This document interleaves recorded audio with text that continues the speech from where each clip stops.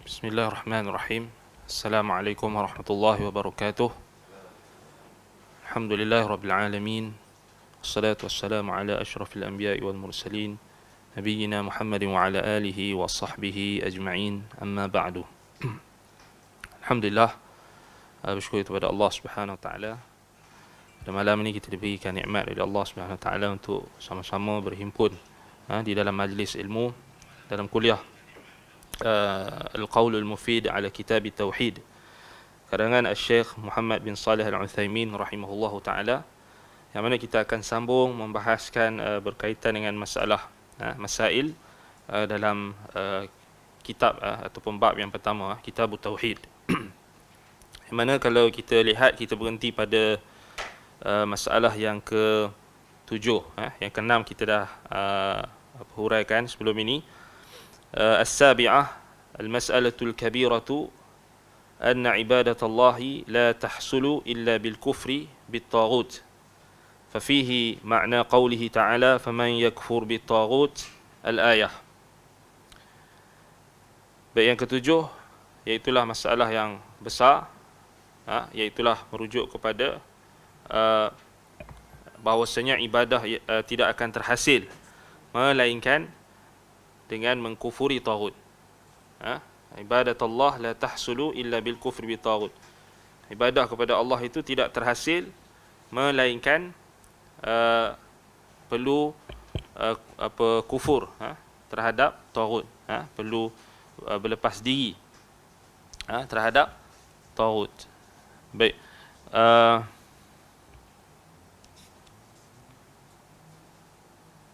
yang ketujuh kan, permasalahan besar iaitu beribadah kepada Allah tidak terwujud tanpa pengingkaran kepada para taghut. Ini kufur kepada taghut. Baik, kata syarih rahimahullahu taala, dalilnya adalah firman Allah taala, wajtanibut taghut, dan jauhilah taghut. Maka dari itu, barang siapa beribadah kepada Allah namun tidak mengingkari taghut, maka dia bukan ahli tauhid. Kerana itulah penulis menganggap permasalahan ini besar, mengingat banyak di antara kaum muslimin yang tidak mengetahuinya, baik di zaman penulis maupun di zaman kita sekarang ini.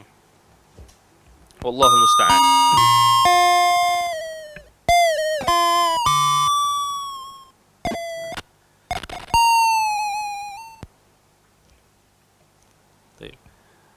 Jadi kata Syekh dalam syarahnya, ولهذا جعل المؤلف رحمه الله هذه المسألة كبيرة.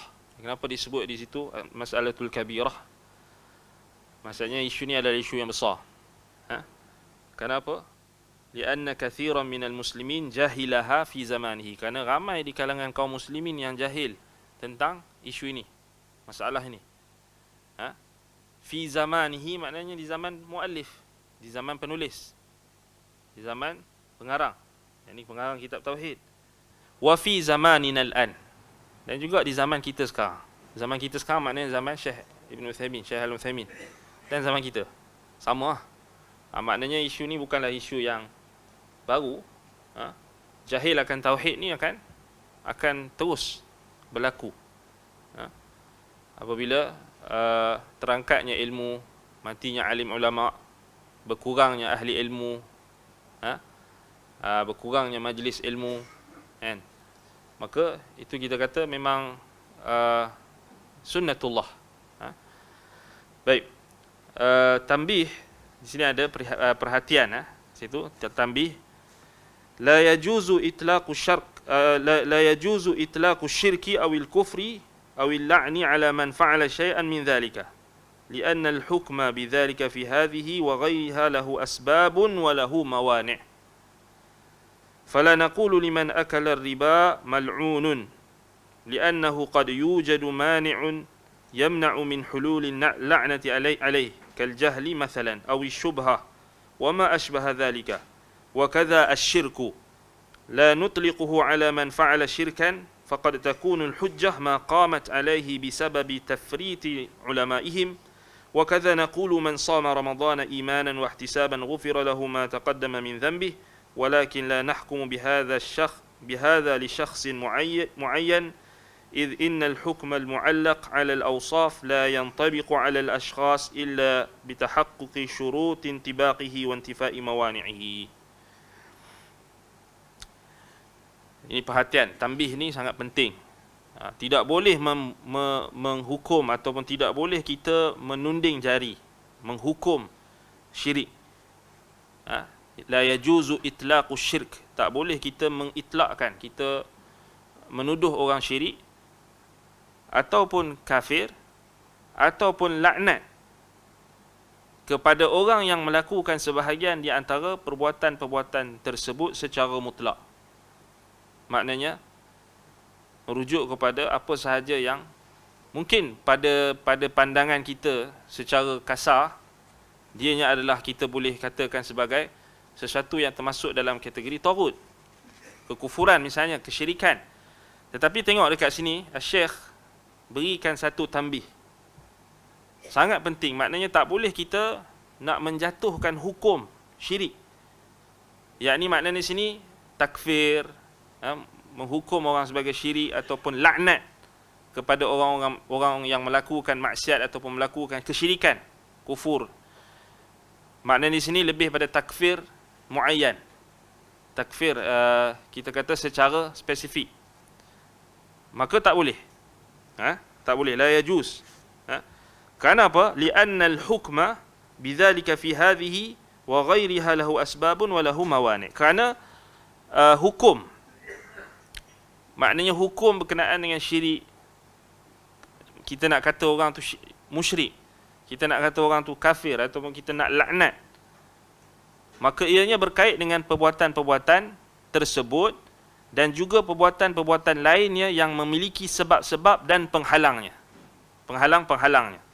Apa maksud sebab-sebab dan penghalang? Lahu asbabun wa lahu mawani', maknanya asbabun fi adami takfirihi wa mawani'un fi takfirihi.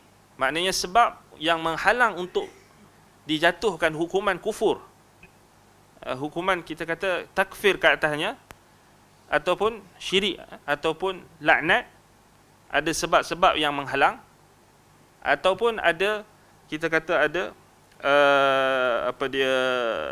mani'un yamna', dia kata asbab walahu mawani', ada sebab-sebab yang tak boleh kita nak jatuhkan hukum tersebut, dan ada penghalang-penghalang yang mengangkat hukum tersebut berlaku.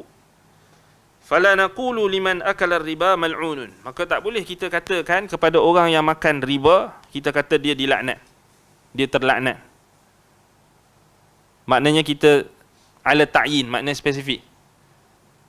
Kalau kita kata perbuatan makan riba dilaknat oleh Allah dan Rasul, tak ada masalah, umum. Tetapi yang jadi isunya sekarang, kita nak ta'yin ala fulan, ala alan, nak kita nak spesifik pada orang, individu tertentu dan sebagainya. Ini tak boleh. Tak boleh. Sebab apa? Sebab ada di sana ada syarat.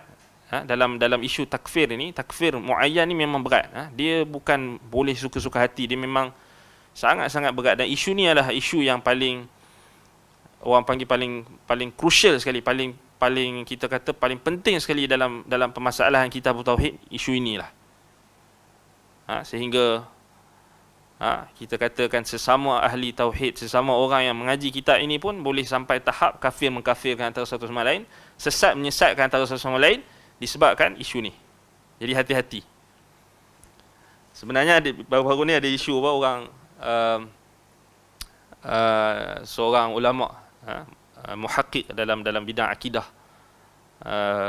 Syekh Sultan Al-Umairi, wafaqallahu hafizahullah, bila baru-baru ni ada isu yang berkait dengan ada beberapa tokoh yang mengkritik syarah kitab tauhid beliau, Maslakul Rashid kalau tak salah, kitab beliau itu lebih kurang 3 jilid beliau karang. Syekh Sultan Al-Umairi ni makruhlah, dia seorang ulama yang maknanya dia punya syarahan dan juga penjelasan dia tu daqiq, telitilah, detail, dan dia penjelasan dia juga ada bentuk-bentuk tahqiq yang sangat-sangat penting lah, terutamanya pada zaman sekarang. Jadi adalah orang mengkritik dia dalam isu macam ni lah. Dan sebahagian orang bila dia mengkritik dengan apa kita kata mengkritik sesuatu dalam satu isu, kebanyakannya tidak akan, kita kata tidak akan, kritikan itu tak dibina di atas dasar ilmu ataupun tidak dibina di atas dasar keadilan. Selalunya kalau kita tengok akan maknanya serangan dalam bentuk maknanya tulisan yang dalam bentuk tamfir, dalam bentuk menjauhkan orang daripada seseorang yang kita kritik tu, ataupun dalam bentuk yang maknanya dalam bentuk celaan, dalam bentuk kita kata menggunakan kata-kata yang keras dan sebagainya. Kadang-kadang itu tak baguslah, maknanya tak menunjukkan satu akhlak yang baik, kan? Jadi Syekh Sultan Umairi ni dia dalam isu berkenaan dengan syarahan beliau tu, antaranya inilah yang anda teringat masalah ni yang berkait dengan masalah kita kata apa yang mereka kritikkan sebenarnya.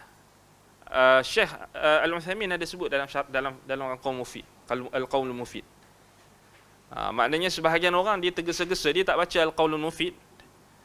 Apa yang ditakrirkan oleh, apa yang disyarahkan oleh Syekh Sultan Umairi itu disebut oleh beberapa ulama kibar, antaranya Syekh Al-Utsaimin dalam Al-Qaul Mufid, dan juga Syekh Saleh Al-Syekh dalam At-Tamhid, syarah kitab Tauhid. Jadi bila nak bagi tahu di sini betapa ramainya orang walaupun sudah kita kata di tahap seorang yang boleh kita katakan ada ilmu dan sebagainya, tetapi dalam memberi komentar ataupun dalam memberi komentar terhadap satu isu akan tergesa-gesa sebab tak baca dulu. Itu poin dia. Selalu macam itulah. Kita tengok macam itulah maknanya. Dan akhir sekali anda tak mahu sebutlah syekh tu kan, tapi kedua-duanya alim kan, tapi kita kata biasalah salah faham tu, dan akhir sekali terpaksa tarik balik ya. Maknanya bila tersalah kan, tapi tak apa lah. Kalau kita kata kalau kita dah tersalah, maknanya kita mengakulah dan kita minta maaf lah. Tapi kat situlah, kat sini antaranya isu ni, saya ingat isu berkenaan dengan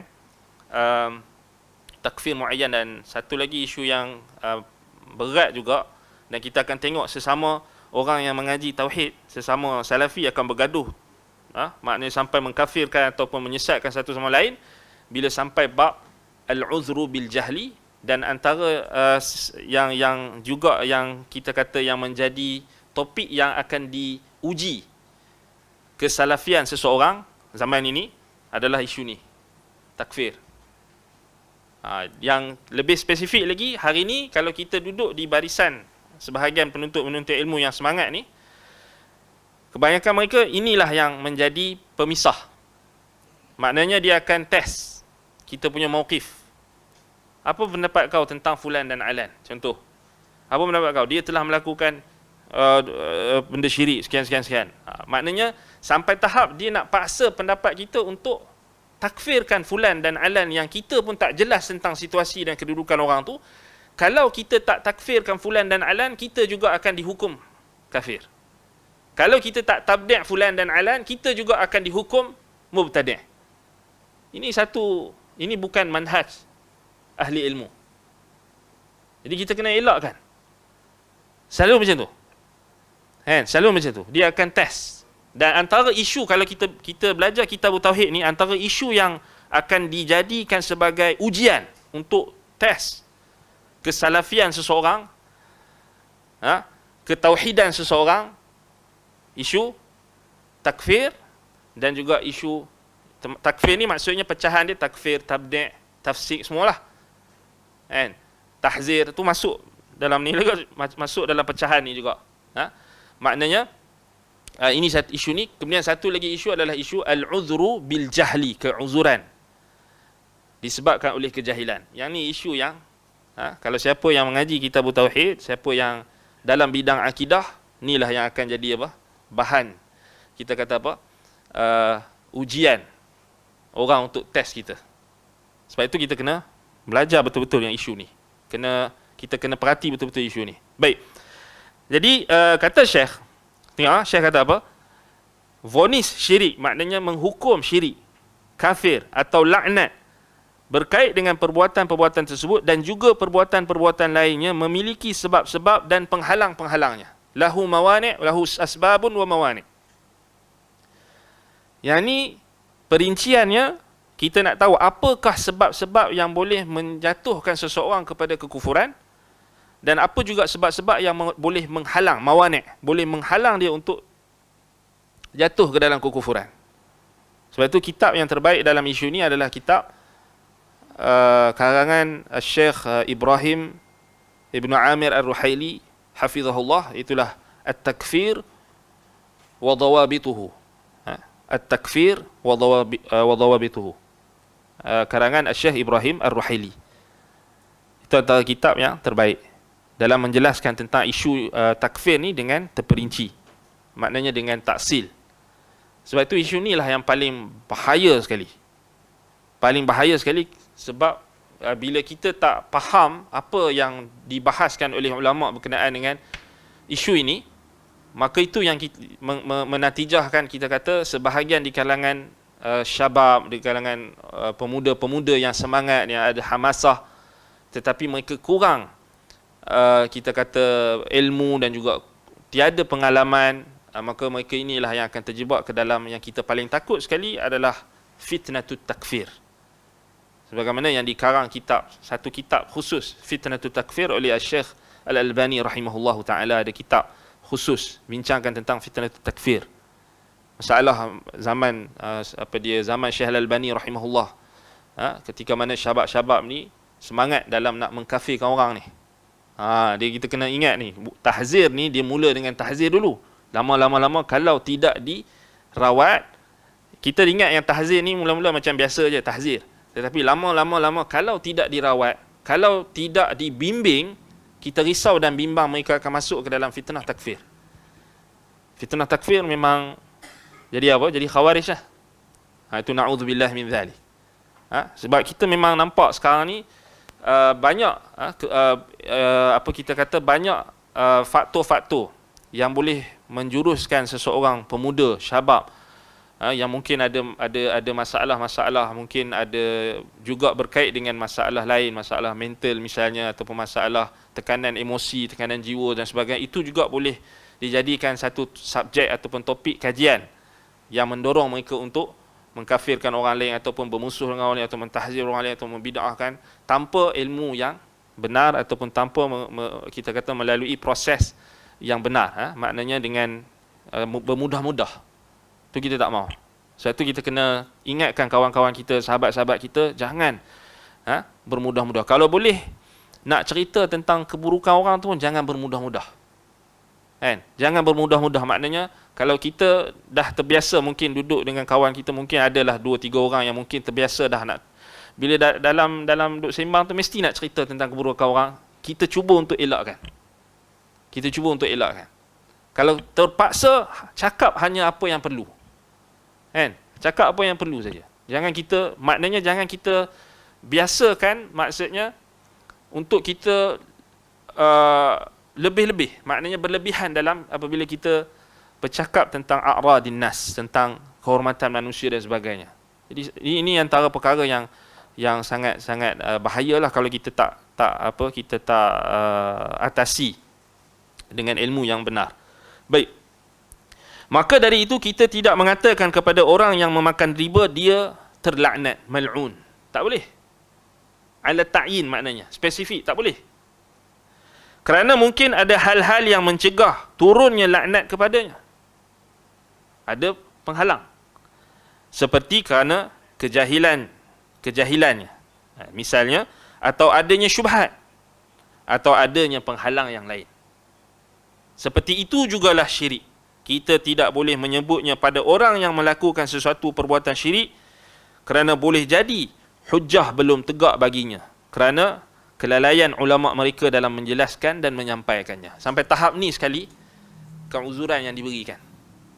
Tetapi dalam isu ni lah yang jadi yang jadi pecah. Maknanya kita kena hati-hati. Maknanya sebab tu biarlah kita orang kata kita ni mumayyik ke lembek ke apa, biar. Yang penting kita tak terjebak dalam apa?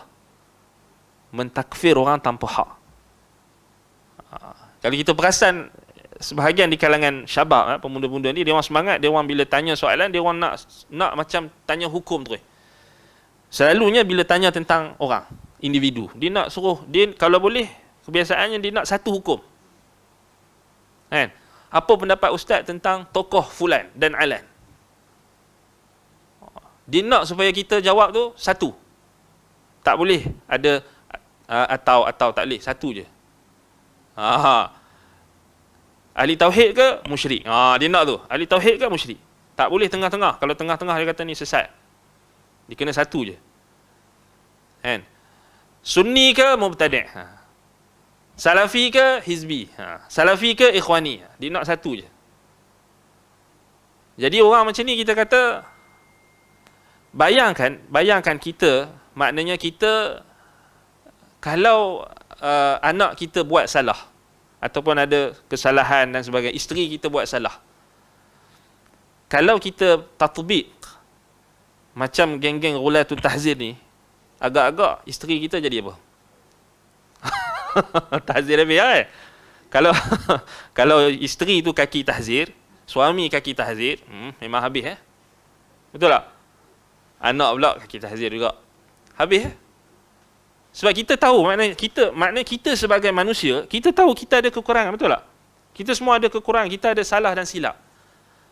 Sebab itu kadang-kadang kalau kita tengok syubhat Ghulatul Tajrih ataupun Ghulatul Tabdi', Ghulatul Takfir ini,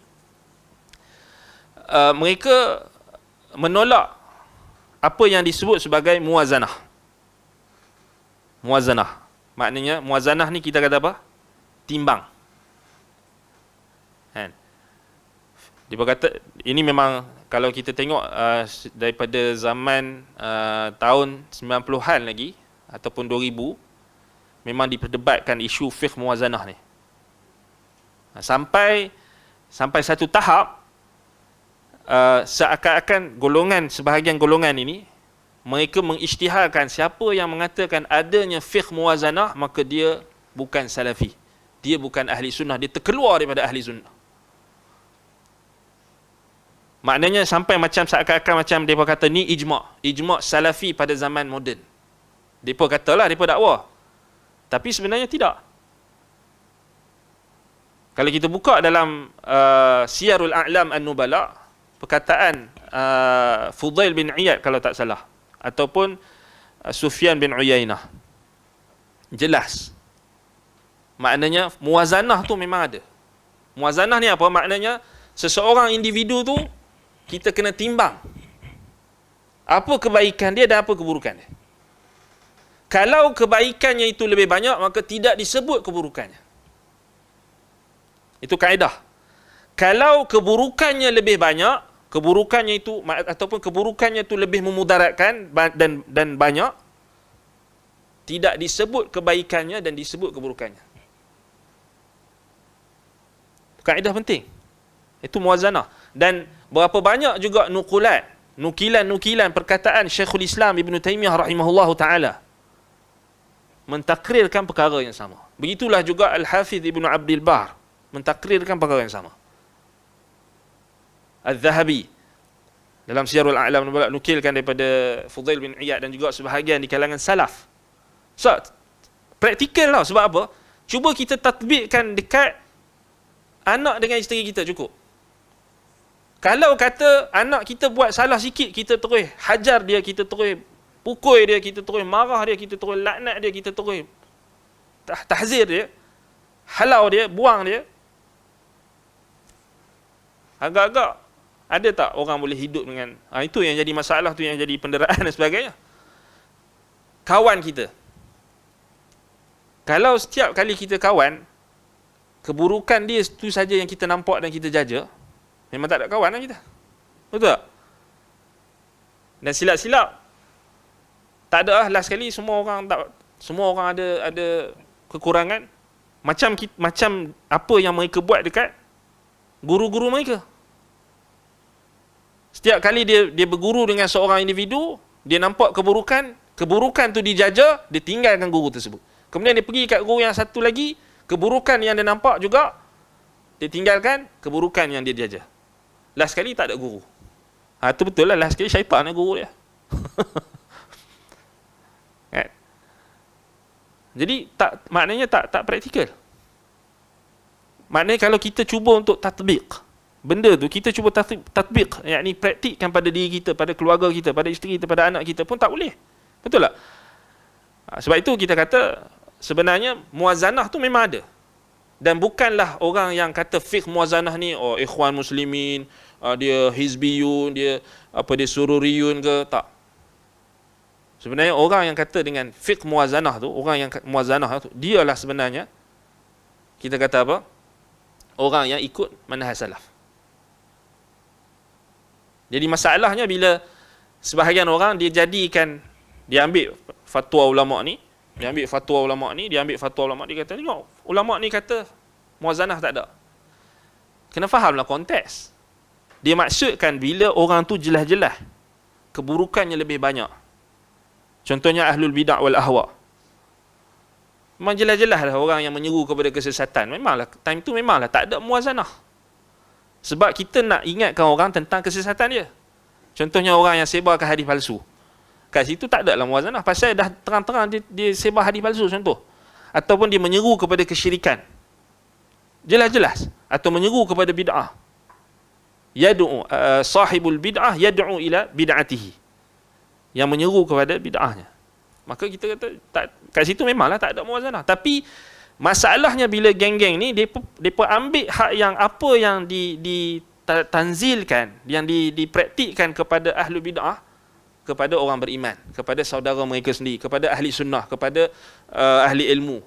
Itu masalah. Itu yang jadi last sekali tak ada orang selamat. Semua tak selamat. Kan? Ini masalah. Sebab itu kalau kita tengok kebiasaan golongan ini bila datang, kita tengok dia orang punya, tak tahulah, dia orang banyak masa kot. Kita pun kadang-kadang pelik juga. Banyak masa nak cakap pasal orang ni. Banyak sangat masa free. Kan? Kalau fulan cakap pasal alan fulan. Last sekali apa yang kau dapat? Macam baru-baru ni bila seorang ulama Syekh Sa'id Al-Kamali hafizahullah waffaqahullah datang kan. Jadi duk sibuk. Kan? Masalahnya pergi ambil hukum ataupun pergi ambil apa yang individu yang juga majruh, yang telah ditahzir juga. Yang mentahzir Syekh Sa'id Al-Kamali tu, fulan yang mentahzir tu pun orang yang dia pun ditahzir juga oleh ulama. Tu anda kata, orang tanya anda kan, orang kata macam mana ni ustaz? Syekh fulan kata dia ni sekian. Anda kata yang kau ambil perkataan yang kau quote perkataan yang tahzir Syekh Sa'id Kamali tu pun, dia tu pun dah ditahzir dah. Sebab tu anda kata kalau anda nak cerita pasal dia boleh. Tapi anda kata tak ada hujung pangkal. Dia macam ni lah anda cakap, orang yang sibuk dengan tahzir ni, dia last sekali dia jadi apa? Kalau kita boleh buat rajah tu, dia jadi simpang siur dah. Dia kata orang ni tahzir ni. Lepas tu kita boleh tarik dia ni, tarik dia tahzir ni. Dia ni ditahzir oleh dia ni. Fulan ditahzir pula oleh dia ni. Dia ni ditahzir oleh pula ni. Last sekali semua ditahzir. Tinggal dia seorang. Last sekali akulah hamilul liwa' jahr wa ta'dil. Aku mengisytiharkan akulah hamilul liwa' jahr wa ta'dil. Akulah pemegang panji jahr wa ta'dil pada zaman ini di Malaysia ini. Last sekali itu yang jadi itu masalah. Dia kalau kita tengok balik isu ni juga dia sebenarnya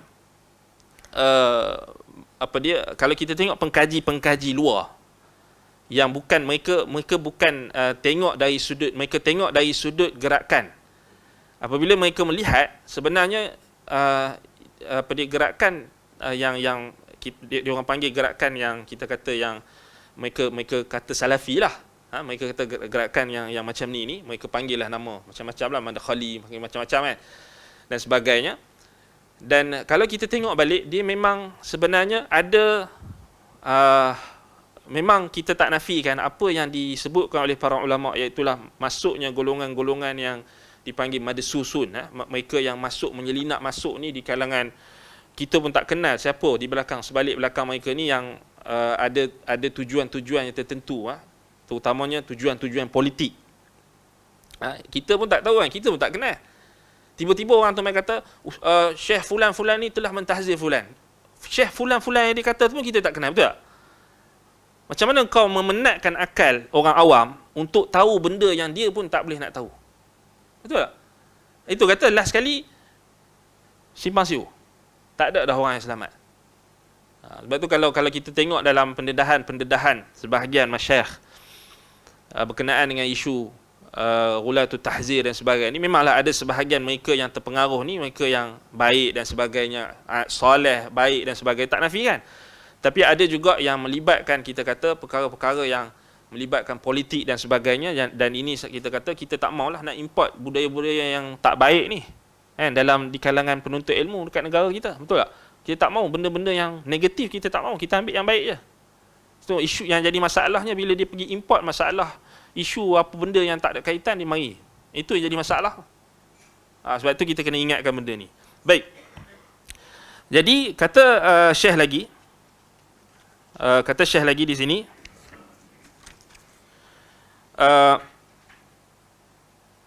seperti itu juga syirik, kita tidak boleh menyebutnya pada orang yang melakukan suatu perbuatan syirik kerana boleh jadi hujjah belum tegak baginya, kerana kelalaian ulama mereka dalam menjelaskan dan menyampaikannya.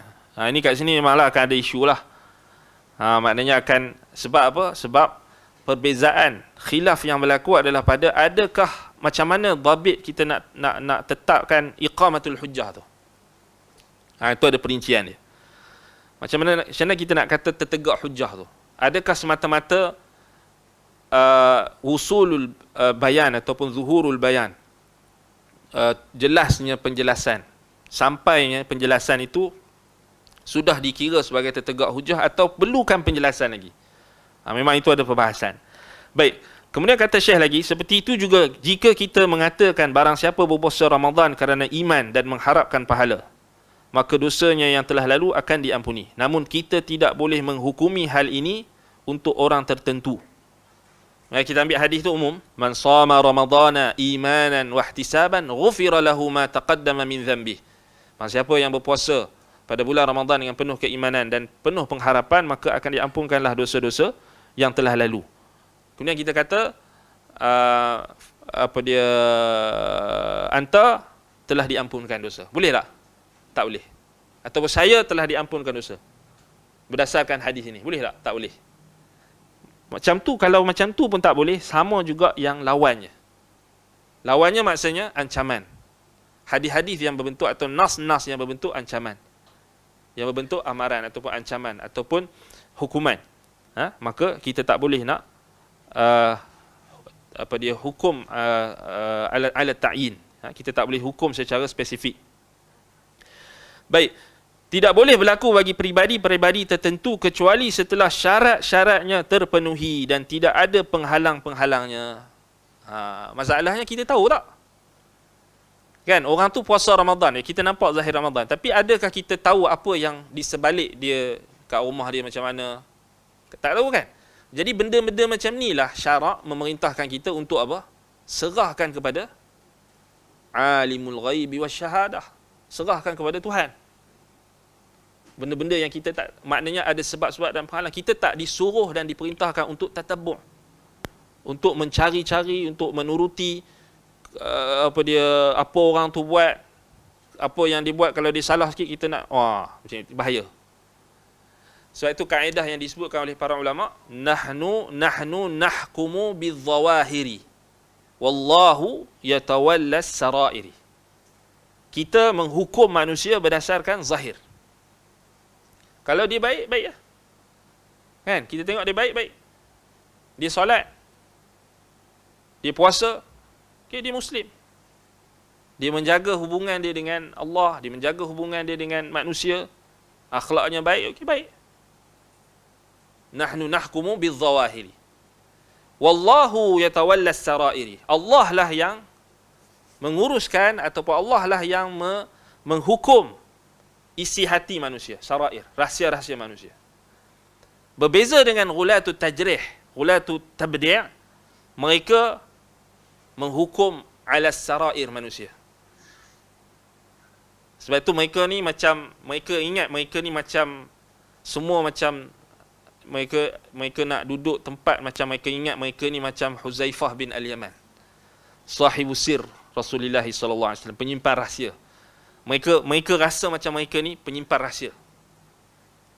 Sebab itu sebahagian ulama bila mereka kaji tentang modus operandi golongan ghulatul tabdi' atau ghulatul tajrih ni, mereka dapati ada sisi persamaan. Sebab itu kalau siapa yang tahu tentang berlaku isu-isu yang di Timur Tengah, yang melibatkan pergeseran politik dan sebagainya, perpecahan politik dan sebagainya, kalau kita lihat sehingga digunakan orang-orang yang nakkan kepada agama ni digunakan, ditunggang demi kepentingan ataupun survival politik individu ataupun parti tertentu ataupun pemimpin tertentu. Apa yang berlaku di Libya misalnya, apa yang berlaku di Mesir misalnya. Sebenarnya benda tu bukan mudah lah, bukan maknanya kita, benda tu bila berlaku memang susah lah, maknanya kerana dia fitnah. Tetapi bila sudah berlaku, kalau kita tak ambil pengajaran, berat lah. Maknanya kita seakan-akan macam tak ambil iktibar. Sebenarnya dah berlaku banyak. Sebab tu dikisahkan oleh seorang syekh tentang yang mereka panggil golongan apa? Golongan ghulat ni. Macam-macam lah nama yang orang panggil mereka ni. Sebenarnya anda tak mau sangat nak sibukkan dengan nama-nama penamaan ni. Tetapi dia berbeza-beza. Sebab sebahagian orang bila dia tanya kita apa nama mereka, sebenarnya tanya nama tu tak penting pun. Tanya nama tu tak penting. Apa grup mereka ni nama apa? Sebenarnya tak penting. Sebab kalau kita hanya tanya nama, kadang-kadang boleh jadi zalim kepada orang si penama tu. Orang yang punya nama tu. Kadang-kadang dia dinisbahkan kepada orang tokoh tertentu, nama tersebut. Jadi ana risau benda tu akan, maknanya akan, kita kata dia akan memberi konotasi yang negatif pada nama yang kita anggap orang tu baik. Dan kita tak mau nak ni. Tetapi sebahagian pengkaji mereka mengitlakkan. Memang mereka kata kebanyakannya mereka ini adalah mereka panggil golongan ni dengan nama madkhali. Madakhilah. Jamak dia madakhilah. Madkhali. Kita tahu nama madkhali ni asalnya dinisbahkan kepada Syekh Rabi' bin Hadi Al-Madkhali. Kan? Dan juga murid-murid beliau. Tetapi kita kena faham yang dimaksudkan bila dengan mereka kata madakhilah ni, madkhali ni, kadang-kadang kita kena faham dia nak tujukan kepada pengikut-pengikut dia. Tak semestinya batang tubuh yang punya nama tu dia ada masalah tu. Walaupun kadang-kadang ada, memanglah ada kita kata perkara-perkara yang dilihat membawa kepada apa kita kata melampau, sikap melampau dan sebagainya, membuka pintu-pintu tu sampai dikisahkan. Salah seorang daripada tokoh-tokoh mereka ni, kalau kita kaji tentang latar belakang Syekh Rabi' bin Hadi Al-Madkhali, hafizahullah, waffaqahullah, kalau kita tengok kajian tu, kalau kita kena buanglah maknanya persepsi, maknanya sama ada apa yang kita sangka buruk ke, kan, ataupun terlalu mengangkat dia, terlalu mengkuduskan dia, mensucikan dia sampai dia tak boleh salah langsung. Sama juga. Sebab itu Syekhul Islam Ibn Taymiyah rahimahullah kata apa? Betapa ramai orang yang terjebak dalam ghulu yang berlaku pada Khawarij dan Rafidah. Maknanya boleh tak berlaku ghulu tu dalam geng-geng Salafi? Boleh. Sampai mereka anggap macam Syekh Rabi' tu tak boleh salah langsung. Ini ghulu juga.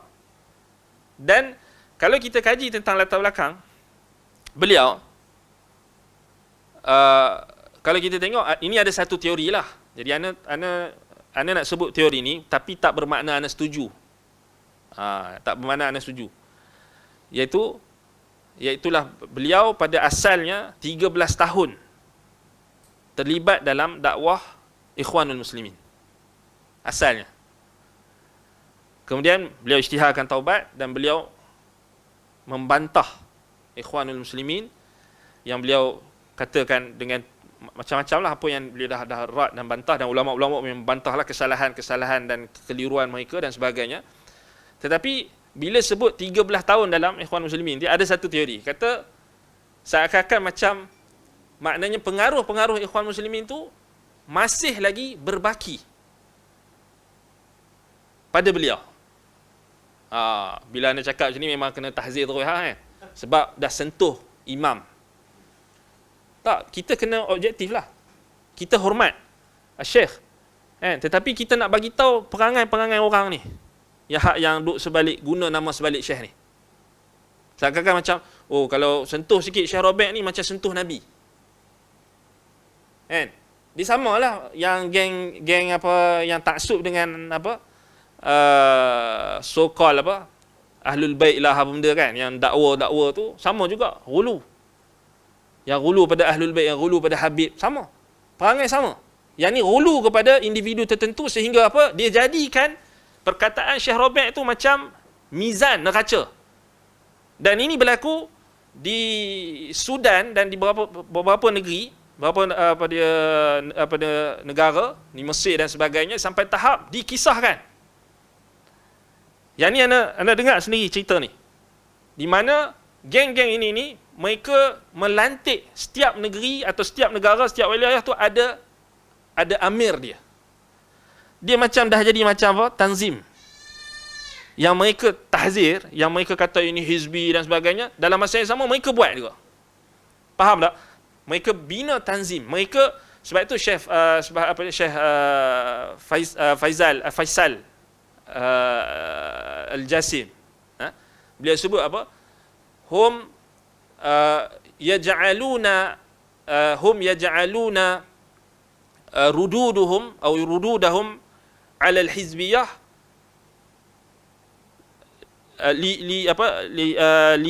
liwusuli ila al-hizbiyah, ataupun hum yaj'aluna raddihim ala tahazzub wasilatuhum ataupun wasilatuhum ila tahazzub. Maknanya mereka menampakkan mereka ni menentang hizbiyah untuk menyampaikan diri mereka kepada hizbiyah juga. Ni memang apa? Daqiq. Sampai tahap mereka ada imam mereka. Mereka macam dia dah jadi, dia pun duk kata Ikhwan Muslimin ni tanzim sir, apa dia buat apa kita kata gerakan bawah tanah, gerakan nak menggulingkan pemerintah rakyat. Mereka buat benda yang sama. Mereka sampai satu tahap tu dikisahkan seorang syekh ni yang dilantik oleh syekh sekian, dia akan minta senarai nama list siapa yang telah ditahzir oleh fulan dan alan. Dia macam jadi macam apa? Kalau kita baca sejarah Bani Abbasiyah, macam Nuqaba Bani Abbasiyah ketika nak menggulingkan Bani Umayyah. Maknanya sir wal hadar. Maknanya tanzim. Apa yang mereka tuduh Ikhwan Muslimin buat macam ni, memanglah Ikhwan tu memang macam tu dulu kan. Mereka buat benda yang sama. Itu yang jadi tahazzub. Mereka menampakkan diri mereka itu menolak tahazzub, pada hakikatnya mereka menggunakan wasilah tahazzub. Sampai dikisahkan list nama tu datang ke syekh sekian. Kalau dia baca list tu, nama ni ada dalam dia punya catatan, nama sekian-sekian ni aku, ni ada tazkiyah aku, ni ditahzir, pangkah, macam itulah. Dan sebahagian lagi ulama kata mereka sebut ada yang sampai tahap tu meragukan bila melibatkan nama-nama tu dibawa kepada apa panggil? Dibawa kepada mukhabarat. Maknanya dibawa kepada apa dia kita kata perisikan. Maknanya dia ada apa? dia ada kepentingan politik. Dipergunakan. Lalu dizalimilah orang tu. Siapa yang tak ada masuk dalam nama ni, yang ini bukan salafi. Ini bukan salafi. Sebab itu mereka akan gunakan media mereka, akan mewar-warkan fulan telah ditahzir oleh Syekh fulan. Fulan telah ditahzir oleh. Benda ni budak-budak baru ni bukan tahu benda macam ni. Mereka tak tahu. Budak-budak apa? Baru nak up. Ustaz Ali cakap. budak-budak ni. Bukan tahu apa pun. Dia orang hanya tahu, oh ni syekh ni hebat. Oh syekh ni hebat. Kadang-kadang sebab tu ana selalu tekankan, ana selalu sebut. Kita kadang-kadang, kita ni bila kita jemput mana-mana ustaz ke, syekh ke yang daripada luar negara, kita berpada-pada. Berpada-pada, jangan melampau-lampau. Sebab dah memang base pada pengalaman, bila sikap melampau-lampau ni kita tak atasi, rosak. Dulu macam itulah, bawa daripada ustaz daripada negara jiran kita kan. Ni kemudian bergaduh dengan ni, kemudian ustaz tu datang ditahzir ustaz yang tempatan. Kan? Pasal dia nak bagi, dia kadang-kadang dia semua ni ada elemen hawa nafsu. Ada punca hawa nafsu. Kerana nakkan crowd, dia tengok orang tu datang kelas dia ramai, kelas orang tu ramai, dia hasad. Kan? Kelas dia sendiri sikit, dia hasad. Jadi itu yang jadi tahzir orang ni. Kadang-kadang benda tu macam melibatkan benda tu. Hawa nafsu, hasad dan sebagainya. Benda ni sebenarnya kita kata orang yang tahu pengalaman. Sebab kalau kita tengok balik misalnya di Madinah, macam tu juga berlaku. Sampai tahap tak bagi salam. Sesama Islam tak bagi salam. Kita kadang-kadang ingat macam ni dekat mana ni kan? Ni dekat Madinah Rasul kot. Madinah Nabi kot. Kota suci umat Islam, Madinah Nabi SAW. Tapi kita lalu penuntut ilmu, lalu macam tu je, tak bagi salam. Kan? Sebab tu anda teringat Syekh Ghalib As-Sa'idi, dia kata dalam kelas kami, dia kata bila dia ulas tentang isu tahzir dan tahzir di Madinah. Anda ingat lagi waktu dalam kitab Syarh Sunnah Al-Barbahari, kelas dia. Dia kata apa? Kalau aku kata kat kamu, zaman Nabi ada tak orang munafik? Ada. Okey, sekarang ni kamu ingat tak ada orang munafik? Kemudian Syekh Ghalib Sa'idi kata, aku tak heran. Aku katakan kalau ada orang Yahudi pun dalam Islam Madinah, aku tak heran. Siapa boleh tahu? Kalau zaman Nabi SAW pun apa? Fitnah. Nifaq. Betul tak? Jadi itu kita kata masalah ni kita kata bukan baru. Sebahagian orang dia tergesa-gesa. Dan sebab itu kita tak mau. Sebab itu penting, maknanya kita selalu ingatkan, jangan kita terjebak dalam sikap melampau ni. Jangan kita terjebak dalam sikap melampau. Wallahul musta'an. Itu sampai tahap itulah, kita sampai tahap dia ada list nama. Syekh tu ada list nama. Kemudian di belakang syekh tu ada apa?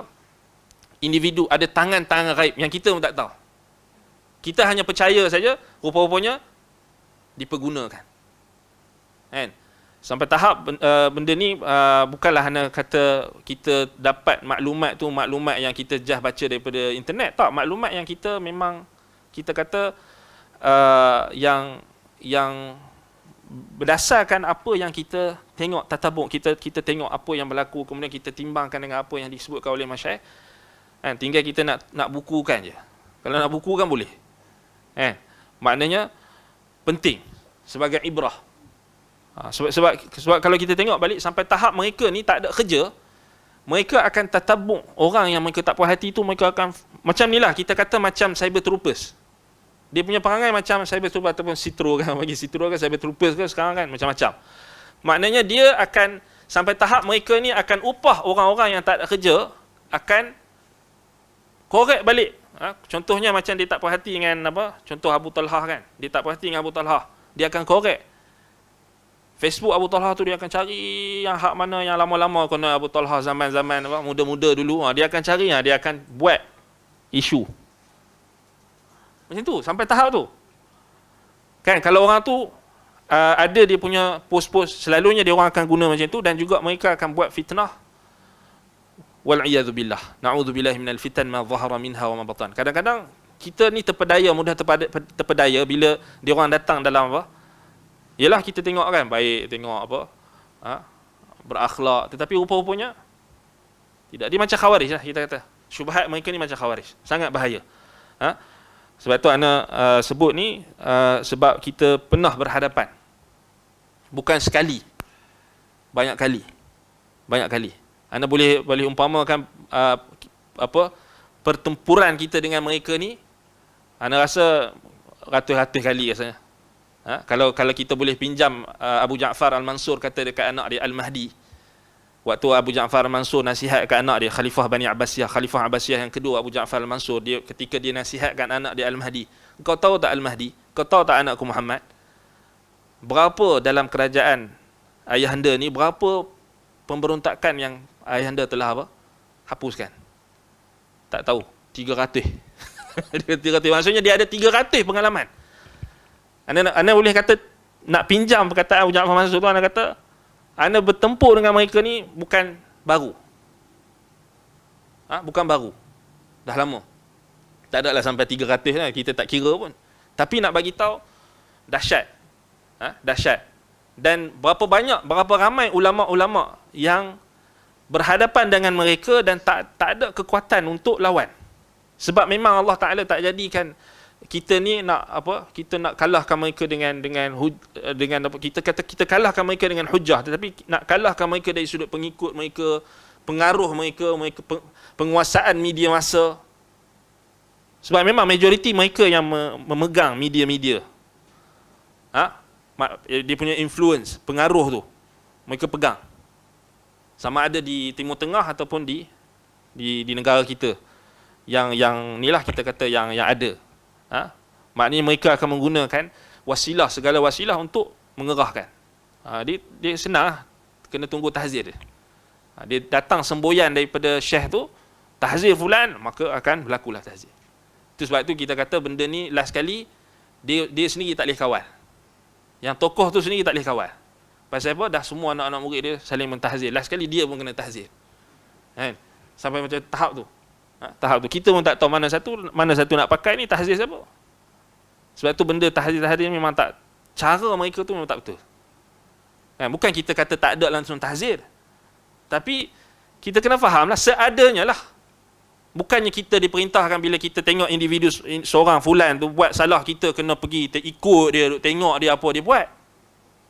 Itu yang mereka nak buat. Mereka macam tu tahapnya, sampai tahap tatabbu' aurat. Mereka mencari-cari kesalahan. Maknanya cari-cari. Maknanya mereka bukan setakat tu, mereka cari-cari. Sampai tahap kalau media sosial tu, kalau kita dah block dia akan buat akaun baru dan add kita, dan semata-mata dia nak attack kita. Anda tahu mereka punya modus operandi. Sampai tahap tu, anda nak bagi kita contoh. Sampai tahap tu, dia akan ikut selagi mereka tak berhati. Itu dahsyat. Ini bukan kita cerita tentang geng-geng Samsing mana tepi jalan ni, geng-geng yang menggunakan atas nama ilmu. Tu kena hati-hati lah. Sebab kadang-kadang orang tak perasan. Dulu waktu Syekh Ali Halabi datang kan, anda ingat lagi?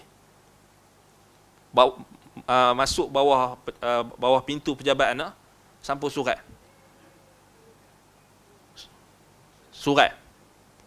Mentahzir Syekh Ali Halabi. Maknanya bagi tahulah kesalahan dia gini. Pasal kita duk jemput Syekh Ali Halabi kan. Ustaz Yunus apa semua waktu tu jemput Syekh Ali Halabi rahimahullah. Tapi cuba kita bayangkan, Syekh Ali Halabi memang berlembut dengan dia orang. Tapi tak jadi. Tak jadi. Rahimahullah meninggal. Terus bayangkan apa yang mereka tuduhkan pada Syekh Ali Halabi, adakah mereka mampu untuk minta maaf? Memanglah Syekh Ali Halabi maafkan mereka. Tapi cuba bayangkan setiap kali ulama datang, kita nak tahzir. Kita nak cari apa? Kesalahan. Itu kadang-kadang kita ni, bila kita tengok ada orang-orang sesat dan sebagainya, ajaran-ajaran sesat sebagainya ni, maknanya kita sekadarnya. Jangan kita sibuk. Ibnul Qayyim rahimahullahu ta'ala, Syekhul Islam Ibnu Taimiyah dan Ibnul Qayyim bagikan analogi. Macam mana kita nak berhadapan dengan syubhat-syubhat, kesesatan dan sebagainya. Umpama dia macam kita berjalan di jalan, dan sebelah kiri dan kanan kita ada hutan. Bila kita berjalan tu, tiba-tiba ada ular datang. Apa kita kena buat? Ketuk, pukul ular tu, kemudian jalan. Bukannya dah ketuk, mati, lepas tu pergi cari ular lain. Pergi masuk, pergi cari lagi. Mana ular ni? Mana lagi? Aku dah jumpa satu. Pergi cari ular yang kedua. Pergi cari yang ketiga sampai kita musnahkan semua ular yang ada. Bukan macam tu. Sekali je. Maknanya kita berhadapan dengan syubhat, berhadapan dengan orang sesat dan sebagainya, pukul sekali je lah. Maknanya bagi sekali, sampai ke hujah sekali, kemudian apa tanggungjawab kita sampai nak kena ikut apa benda yang dia cakap?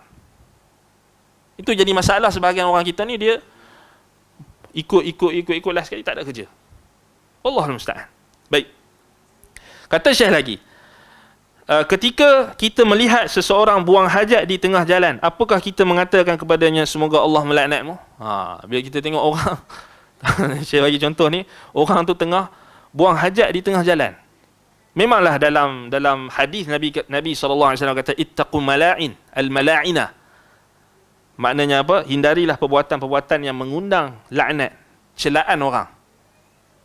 Boleh tak kita kata laknat Allah kata kamu?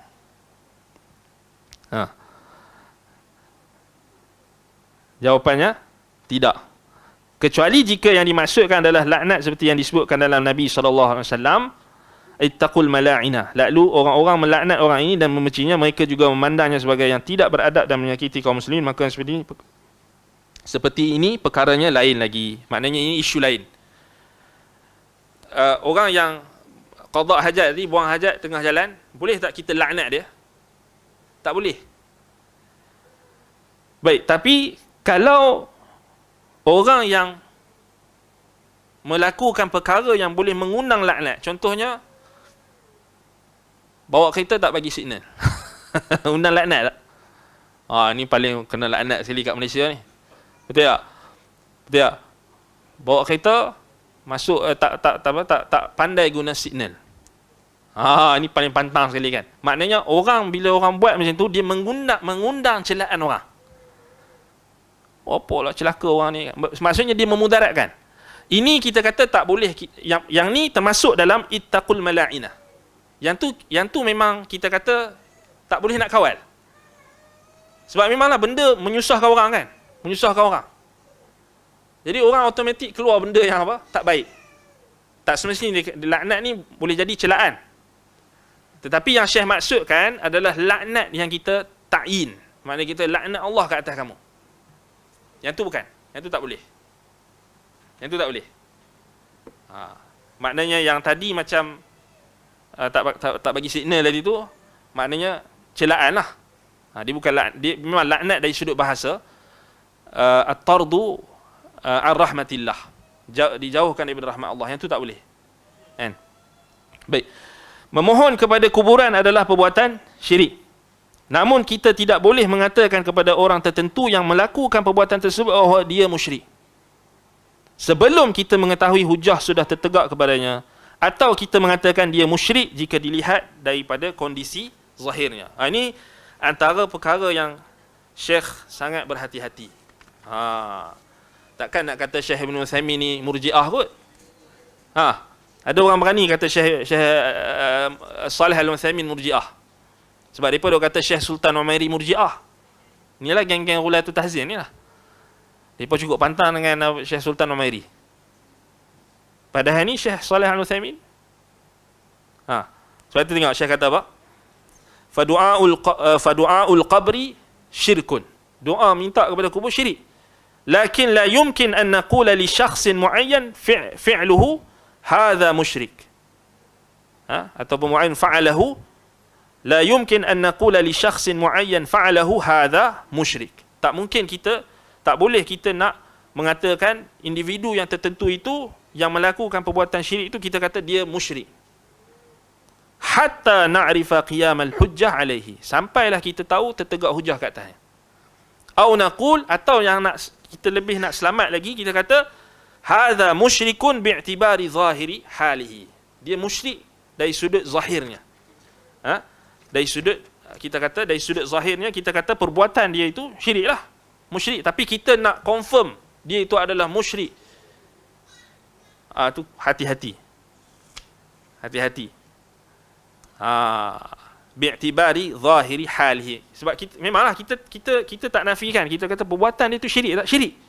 Semua sepakat. Cuma sekarang ni yang jadi khilaf pada sebahagian ulama nak ta'yin atas dia itu syirik. Nak kata dia musyrik. Berat tu. Berat. Sebab itu kita kata, inilah kalau kita baca ni, orang yang geng-geng ni, dia akan kata Syekh Al-Utsaimin murji'ah agak. Sebab dia akan kata orang yang tak mengkafirkan atau mensyirikkan orang yang buat jelas-jelas kekufuran dan kesyirikan, dia adalah murji'ah, irja'. Sebenarnya tak. Kan? Kalau macam itu Syekh Al-Utsaimin murji'ah. Kan? Wallahul musta'an. Sebab itu kita, ialah dalam bab hukum ni, nak menghukum orang ni, kita kena hati-hati. Biarlah orang kata kita ni memayat ke, kita ni tak ada pendirian ke, biarlah. Tapi yang penting kita selamat. Kita nak selamat. Bukan senang. Isu takfir ni isu yang berat. Kan? Sampai tahap tu sekali, sebenarnya apa yang Syekh Al-Utsaimin sebut ni, sebenarnya inilah manhaj Syekhul Islam Ibn Taimiyah rahimahullah. Seperti mana yang kita sebut sebelum ni, antara ulama yang paling faham manhaj dan juga pemikiran dan wacana Syekhul Islam Ibn Taimiyah rahimahullah, antaranya Syekh Al-Utsaimin. Dan apa yang ditakrirkan oleh Ibn Taimiyah rahimahullah itu adalah apa yang kita kata termasuk daripada manhaj salaf. Apa yang beliau takrirkan. Cuma isu ni memang kalau memang nak buat apa modal bergaduh ni kat sini ya. Isu ni. Modal bergaduh. Sebab apa kita tahu perangai orang-orang yang macam ni dia akan bawa lah. Ulama ni kata macam ni, ulama ni kata macam ni. Takkan dia tak betul? Betul tak? Ulama ni kata macam ni, dia ni kibar kata macam ni, ulama ni kata macam ni, ulama ni kata. Selagi dia akan bawa perkataan orang ni. Last sekali dia duk main baling-baling fatwa. Dia tak tahu apa hujah, apa alasan. Baik. Yang ni memang nanti kita akan masuk balik lah. Yang ni kita akan perincikan pada tempatnya nanti. Cuma kat sini maknanya hanya tautiah. Muqaddimah sebenarnya. Kita tak bincang detail pun. Mungkin kalau kita nak bincang detail, kena buat apa? Tafsil, perincian tentang takfir tu. Isu takfir ni penting. Dawabit. Sangat-sangat. Kadang-kadang sampai kita pun, bila kita ajar isu ni dekat sebahagian orang, dan kadang-kadang bila kita tak dapat nak jelaskan sampai kita bimbang, orang akan salah faham, kita akan rasa kita bersalah. Sebab apa? Sebab dia boleh melibatkan kehormatan orang lain, status agama orang lain. Bukan main-main. Dia tak boleh main-main. Kan? Dia kita kata macam mana kita tak boleh main-main dalam hukum hakam, dalam nak bagi fatwa dan sebagainya. Sama lagi beratlah kalau kita nak main-main dengan status agama orang. Bukan senang. Kita memanglah senang kita main Facebook. Kita kat Twitter kita senang hukum orang. Oh, dia ni fulan mubtadi'. Senang. Tetapi kita tak faham apa yang implikasi ataupun apa kita kata konsekuensi yang menunggu kita di akhirat kelak, di hadapan Allah Taala nanti kita boleh jawab tak? Kita risau itu kita takut. Baik. Sebab itu saya kata di sini la yumkin an naqula li syakhsin muayyan fa'alahu hadha musyrik. Tak boleh. Sebab itu dakwah kita menjelaskan tentang tauhid dan menjelaskan tentang syirik. Kan? Adakah tanggungjawab kita untuk menentukan orang ni musyrik, orang ni tak, bukan tanggungjawab kita. Bukan tanggungjawab kita. Kan? Maknanya geng-geng Ghulatul Tahzir ni dia terbalik. Dia nak bagi semua orang awam, semua orang sibuk dengan benda ni. Disamakan level orang. Seakan-akan macam semua orang ni mujtahid. Itu yang jadi kalau engkau tak mengkafirkan fulan dan alan, engkau pun sebenarnya sama juga macam dia. Kalau engkau tak berlepas diri daripada fulan dan alan, engkau pun sama dengan dia. Itu sebenarnya agak-agak kita kata agak ghulu lah dalam tindak tanduk macam tu. Agama kita tak ajar macam tu. Baik. As-saminah, yang ke-8, anna taghuta amun fi kulli ma ubida min dunillah. Yang ke-8, taghut itu adalah umum, meliputi setiap apa yang disembah selain Allah. Fa kullu ma ubida min dunillah fa huwa taghut.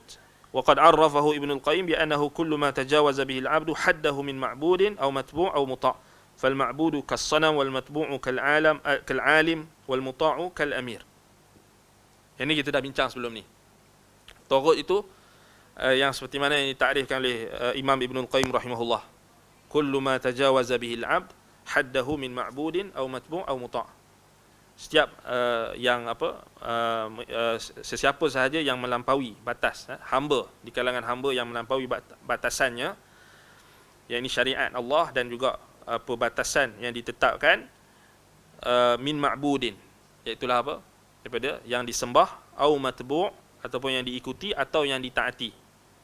Yang disembah seperti berhala, yang diikuti seperti seorang alim, yang ditaati seperti pemerintah, amir, pemimpin. Sebab itu kalau kita tengok balik, alim, matbu' yang diikuti. Kalau kita tengok orang yang kadang-kadang mereka tak nampak, mereka tuduh orang Taghut, yang kita kata tadi geng-geng yang hulu ni, mereka tuduh orang Taghut. Kadang-kadang mereka juga ada. Contohnya, bila mereka membuta tuli, pegang hukum alim yang mereka katakan alim itu, yang mereka panggil imam dan sebagainya itu, untuk mentajrih ataupun untuk mentabdi' atau mentakfir orang-orang tertentu. Dia jadi sama macam apa? Taghut lah. Apa sahaja yang alim tu, tok guru dia kata orang ni sesat, orang ni tak betul, dia percaya bulat-bulat, dia taklid buta. Tak boleh kan? Boleh ke kita? Contoh Hana, orang tanya Hana, apa pendapat ustaz tentang fulan? Lepas tu Hana pun kata, fulan ni ahli bid'ah, sekian. Tanpa Hana jelaskan, boleh tak? Tak boleh. Tak boleh. Kan? Kalau tak, habis lah. Kan? Orang yang bergaduh dengan kita sikit, kita terus bid'ahkan dia. Kita terus sesatkan dia. Tak boleh. Tapi bagi mereka itu yang berlaku. Kenapa? Seakan-akan macam imam atau syekh itu telah sampai tahap maksum. Mereka tak kata maksum. Dia kata hukum dia tu tak boleh dipertikaikan. Sebab dia tahu. Sama tak macam orang Syiah kata dekat imam-imam mereka yang maksum? Sama. Cuma mereka tak panggil imam kan. Kadang-kadang mereka panggil syekh. Syekh fulan. Sama. Tak boleh. Kalau datang tahzir ataupun datang tajrih daripada syekh fulan, kita tak boleh pertikaikan. Sebab dia alim. Dia paling alim sekali. Dia pemegang panji. Dia akan bagi gelaran macam-macam. Padahal, alim tu, yang dia kata alim tadi tu, dia tak tahu pun keadaan kat sini. Kan? Dia tak kenal pun orang tu, tak kenal pun orang ni. Itu yang jadi bergaduh tu. Allahul musta'an. Sangat-sangat bahaya. Jadi maknanya sama. Kalau macam tu perangai dia, maknanya dia hanya taklid kepada tok guru dia tanpa tahu dalil, tanpa tahu sebab kenapa. Tak boleh. Kan? Baik. At-tasi'ah yang ke-9, 'idhamu sya'ni thalathi ayatil muhkamati fi suratil an'am 'inda as-salaf wa fiha 10 masail awwaluha an-nahyu 'anil syirk. Yang ke-9, kebesaran ataupun disebutkan di sini ke-9, agungnya kedudukan 3 ayat muhkamat dalam surah Al-An'am di sisi salaf. Di dalamnya terdapat 10 permasalahan. Yang pertama di antaranya adalah larangan melakukan syirik. Syekh kata di sini muhkamat adalah ayat-ayat yang tidak dimansuhkan. Tidak dinasakh, tidak dimansuhkan, tidak dihapuskan lafaznya dan hukumnya. Ini adalah pendapat Ibnu Mas'ud. Dalam mentarifkan muhkamat. Ini pun ada beberapa pendapat. Tapi Syekh nukilkan dekat sini pendapat Abdullah bin Mas'ud radhiyallahu an. Ayat yang tidak dinasahkan, tidak dimansuhkan, itulah muhkamat. Salah satu tafsir, salah satu penjelasan tentang makna muhkamat. 10 ayat yang dalam 10 wasiat yang dalam ayat dalam surah surah Al-Isra ataupun dalam surah Al-An'am, 10 permasalahan atau 10 wasiat itu semua adalah muhkamat. Itu muhkamat. Baik, yang ke-10, ayat-ayat muhkamat dalam surah Al-Isra, di dalamnya terdapat 12 permasalahan. Allah memulainya dengan firman-Nya, la taj'al ma'allahi ilahan akhar fataq'uda madhmuman makhdhula. Janganlah engkau mengadakan tuhan yang lain di samping Allah, nanti engkau akan menjadi tercela dan terhina. Dan diakhiri dengan firman-Nya wala taj'al ma'allahi ilahan akhara fatulqa fi jahannam maluman madhura. Dan janganlah engkau mengadakan tuhan yang lain di sisi Allah, nanti engkau akan dilemparkan ke dalam neraka dalam keadaan tercela dan dijauhkan daripada rahmat Allah. Allah mengingatkan kita akan besarnya masalah ini dengan firman-Nya dzalika mimma auha ilaika rabbuka minal hikmah. Itulah sebahagian hikmah yang diwahyukan Rabbmu kepadamu wahai Muhammad. Kat sini dalam syarahan ni Syekh sebut apa?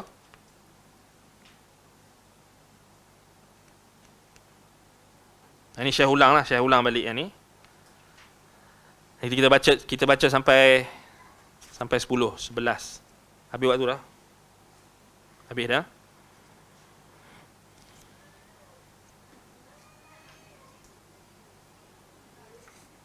Yang ke-11, ayat di surah An-Nisa yang dinamakan ayat hak-hak yang 10, Allah memulainya dengan firman-Nya wa'budullaha wa la tusyriku bihi syai'a. Yang ni ulang baliklah. Maknanya dia ulang balik, Syekh ulang balik. Cuma kita nak bincang nanti, insya-Allah kelas akan datanglah kita akan bincang selepas itulah masail yang berikutnya. Yang penting untuk kita tekankan iaitu masalah yang ke-16, ke-12, ke-16. Bolehnya menyembunyikan ilmu demi sesuatu maslahat. Ke-17, anjuran menyampaikan khabar yang menyenangkan kepada seorang Muslim. Nanti kita akan bincangkan pada kelas akan datang insya-Allah. Aqulu qawli hadza wa astaghfirullah li wa lakum. Subhanakallahumma bihamdika asyhadu an la ilaha illa anta astaghfiruka wa atubu ilaik. Wa sallallahu ala Muhammadin wa ala alihi wa sahbihi wa baraka wa sallam. Alhamdulillahirabbil alamin. Assalamualaikum warahmatullahi wabarakatuh.